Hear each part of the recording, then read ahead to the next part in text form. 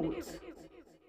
जाजू चौक व जाजू चौक ते आठवडी बाजार मार्गावरील भाजी व फळ विक्रेत्यांना आठवडी बाजारात स्थलांतर न करण्याबाबत या विषयानुसार आपणास विनंतीपूर्वक निवेदन सादर करण्यात येते की जाजू चौक व जाजू चौक ते आठवडी बाजार मार्गावर भाजी व फळ विक्रेते यांची छोट्या छोट्या ढकललेला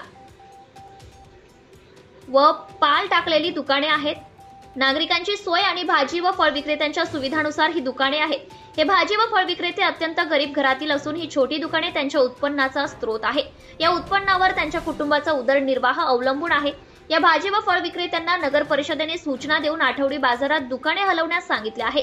आपणास नम्रपणे सांगू इच्छितो की आठवडी बाजारात केवळ एकच दिवस भाजी विक्री शक्य आहे, परंतु दररोज या ठिकाणी ग्राहक येणार नाहीत व हा परिसर काही टोळ्यांच्या दहशतीखाली असतो व तेथे जबरी वसुली चालण्याची दाट शक्यता आहे। त्यामुळे हा गरीब विक्रेता वर्ग हवालदिल होऊ शकतो व त्यांच्या उत्पन्नावर पर्यायाने त्यांच्या कुटुंबावर परिणाम होऊ शकतो। या विक्रेत्यामुळे रहदारीस कोणताही अडथळा येत नाही। सदर व्यापारी हे सकाळी आपले दुकान लावतात व सायंकाळी दुकान घरी घेऊन जातात, त्यामुळे अतिक्रमण करण्याचा प्रश्नच येत नाही अथवा येणार नाही याची दक्षता आम्ही विक्रेते घेऊ। या उपरी या भाजी व फळ विक्रेत्यांवर आपण जे निर्बंध लावाल ते आम्ही मान्य करू, परंतु आमची भाजी व फळ विक्रीची दुकाने आहेत त्याच ठिकाणी राहू द्यावी। कृपया आठवडी बाजारात हलवण्यात येऊ नये यासाठी नगर परिषदेला आदेशित करावे अथवा आपणास योग्य वाटेल ती कार्यवाही करावी ही नम्र विनंती। प्रतिनिधी सय्यद मतीन। नमस्कार, मी सुनैना संजय यवतकर, राष्ट्रवादी जिल्हाध्यक्ष यवतमाळ।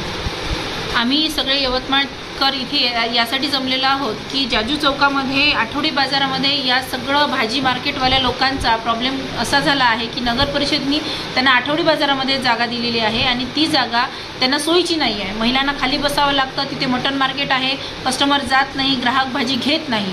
गेल्या एक आठवड्यापासून यांचा हा मोठा प्रॉब्लेम झालेला आहे। भाजी विकत घेतलेली सुद्धा विकली नाही जाऊन राहिली तर त्यांनी त्यांचं गुजराण करायचं कसं? सगळ्या महिला पुरुष हे रस्त्यावर बसून भाजी विक्री करतात आणि त्यांना जी जागा मिळाली आहे ती बिलकुल सोयीची नाही आहे। उद्या यांच्या आरोग्याचा सुद्धा प्रश्न आहे की अशा अवस्थेमध्ये जिथे जनावरं मेलेले नेऊन टाकतात त्या ठिकाणी जर यांना जागा मिळाली तर ते कसं बसायचं? आणि जर धंदाच होत नाही तर ग्राहक त्यांच्याकडे जाणार कसे अशा ठिकाणी? तर त्यांना योग्य ती जागा मिळण्यात यावी, जाजू चौकातच जागा मिळावी। शासनाने नियम आखून दिलेले राहतील किंवा जर जागा लाईन आखून देतील तर आम्ही तिथेच राहू आणि ती आमची जबाबदारी राहणार असं त्यांचं म्हणणं आहे। त्यांचे फार मोठे प्रश्न आहे आणि जर यांना न्याय मिळाला नाही, आमदार साहेबांकडे आणि खासदार साहेबांकडे जाऊन सुद्धा त्यांच्यावर कुठलाही कारवाई त्यांनी केलेली नाही किंवा कुठला निर्णय घेतलेला नाही।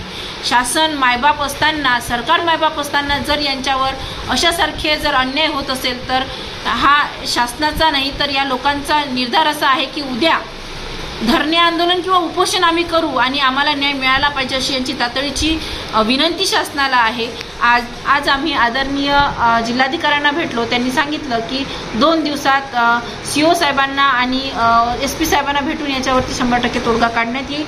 जर हे झालं नाही तर 100% हे सगळे लोक रस्त्यावर उतरतील। याचा सर्वस्वी जबाबदार शासन राहील असं आम्ही यावेळी निक्षून सांगतो आणि यांच्या वतीने मी ही जबाबदारी घेते की यांना न्याय मिळाला पाहिजे यासाठी मी धडपड करणार आहे आणि शेवटच्या क्षणापर्यंत जोपर्यंत यांना न्याय मिळत नाही तोपर्यंत यांच्यासोबत राहणार। धन्यवाद।